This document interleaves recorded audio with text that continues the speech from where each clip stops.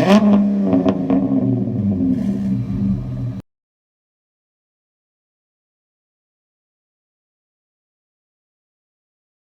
guys, for today's video in this series, I'm finally doing the Dodge Magnum. I held a poll on my community page and the Magnum got the majority of the votes by far, so as promised, here it is first. So if you didn't know, for these types of videos I look at the history of the car, major flaws, and why it got cancelled.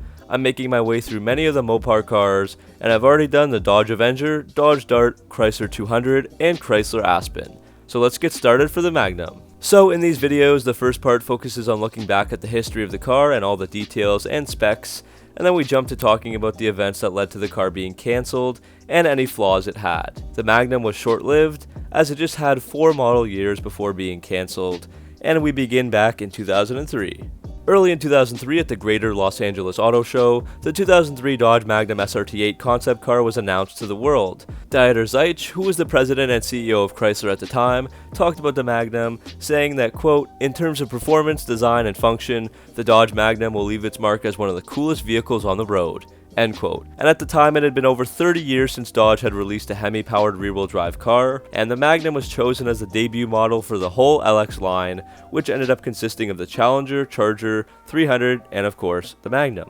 The Magnum name was taken from the original Magnum, which was introduced as a 1978 model and had 3 different V8 options. You'll see pictures of the concept on screen, which ended up being very similar to the real thing, just with a wider stance and bigger tires and wheels, 20 by 9 inch up front with 275 tires, and 20 by 10 inch in the rear with 295s. And the SRT8 concept had the 5.7 liter V8 Hemi, but it wasn't just the ordinary Hemi, as this one had a Whipple supercharger, raising output to 430 horsepower and 480 pound-feet of torque when paired with a 5-speed automatic. Fast forward a year later to 2004, and the real Dodge Magnum was released for purchase as a 2005 model, becoming Dodge's first station wagon since the 1991 Dodge Colt, and the first full-size American station wagon produced since the Chevrolet Caprice and Buick Roadmaster estate wagons in 1996. For the first year in 2005, the Magnum was available in SE, SXT, and RT trims, and there was the option of all-wheel drive for the RTs and SXTs. And the SRT8 was added for the 2006 and up models, which we'll talk about a bit later on. Over the years, the models didn't really change much. The SE quietly got a name change to just a base, and the SXT and RTs continued with both rear-wheel drive and all-wheel drive options.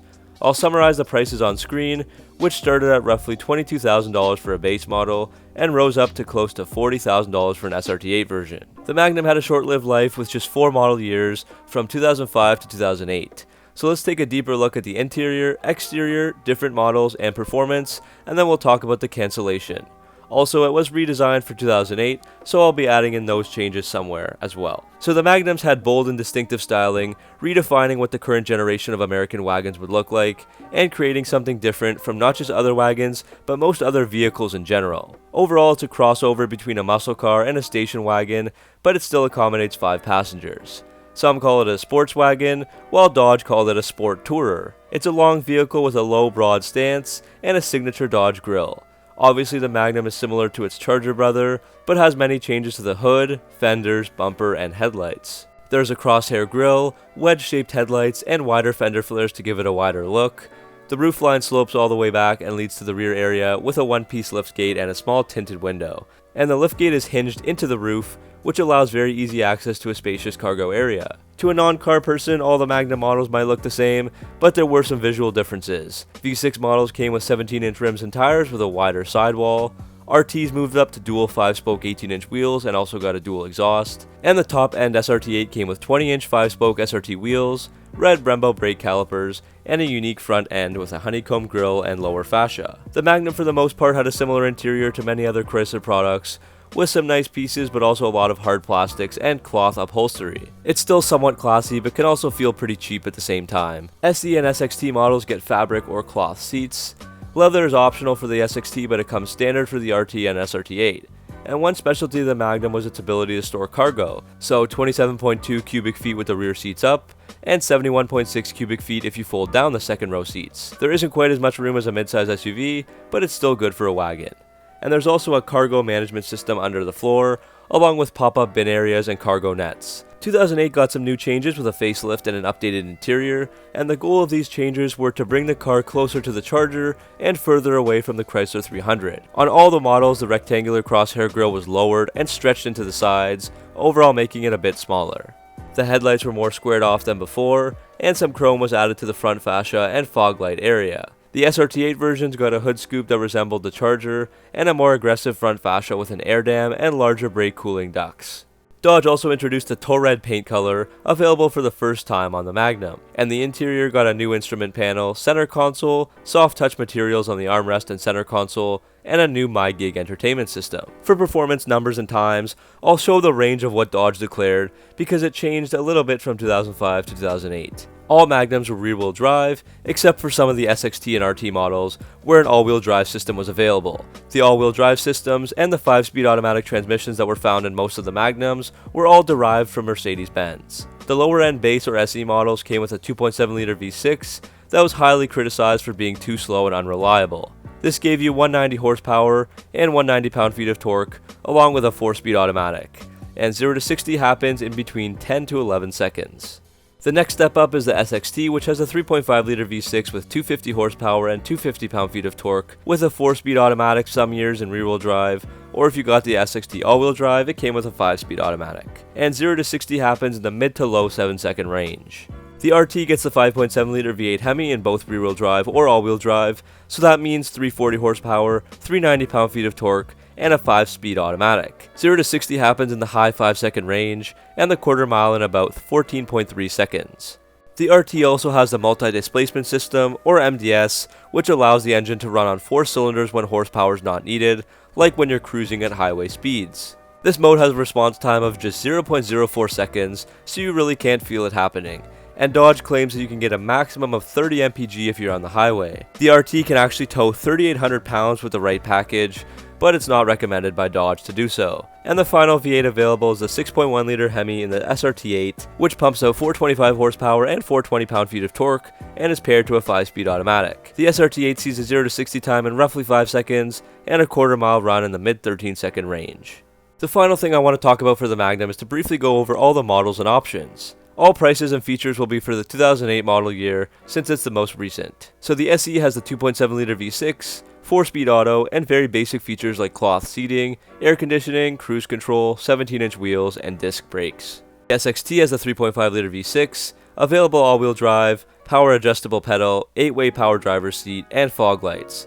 And the major option here was a quick order package for $2,375 to add tons of features that you'll see on screen. The RT has the 5.7-liter V8 with the 5-speed auto and auto stick, and that adds more premium features like heated leather seats, automatic headlights, bigger brakes, 18-inch polished aluminum wheels, dual exhaust, the Boston Acoustics 6-speaker sound system, and more. There were a few package options like the Popular Equipment Group and the Road and Track Performance Group.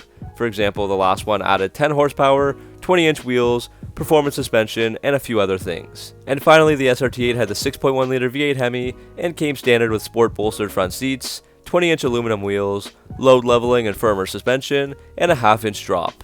And options here included a sunroof, HID headlights, a rear seat DVD entertainment system, and more. Unfortunately, on November 1st, 2007, Chrysler announced that as part of their restructuring plans, the Magnum, along with other vehicles, were getting cancelled. Chrysler specifically said, quote, "The Magnum, along with the PT Cruiser convertible, the Crossfire, and the Pacifica were not earning their keep," end quote. And the last Magnum rolled off the assembly line on March 28, 2008, and the Magnum officially got replaced by the Dodge Journey. The Magnum is a very interesting story. Lots of people love it and lots of people hate it. It was super similar to the 3 other Mopar vehicles, and it might have come at the wrong time. I've also heard that Chrysler just didn't give much thought to the cancellation.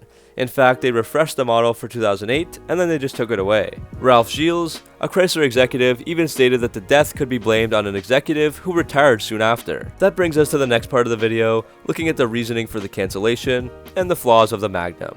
So I've come up with 6 different reasons and or flaws that refer to the car or Chrysler decision making. So let's have a look. So the first reason, as often is for these videos, is that sales totals were too low. The reason was the official reason from Chrysler. As I said, they canceled the PT Cruiser convertible, Crossfire, Pacifica, and Magnum because they were not earning their keep. So obviously this means that they were not selling enough. Overall, it did sell almost 170,000 over the 4 model years, which isn't bad, with a peak of 52,487 in 2005. However, the sales were definitely on a huge decline every single year after that. Also, I found it interesting to have a look at the SRT8 sales numbers, with almost 4,000 over the 3 years. Why did the car sell so few? Well, the automotive industry did suffer a major crash altogether along with a recession, but I also have some other answers to that in the next few reasons. The second reason is that I believe the other LX models cut into the Magnum sales. Chrysler had the Charger, 300, Challenger, and Magnum all on the same platform, so did they really need to keep the Magnum around?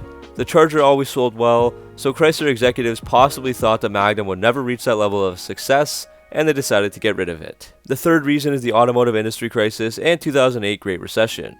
Maybe had the Magnum been around at a different time, it wouldn't have had to be cancelled. But in November 2007, when Chrysler did announce the cancellation, they also had to eliminate shifts from 4,000 employees at 3 different plants, cut 1,000 positions, cut 1,100 contractor positions, and cut the 4 models that we talked about, even if they would be viable in the future.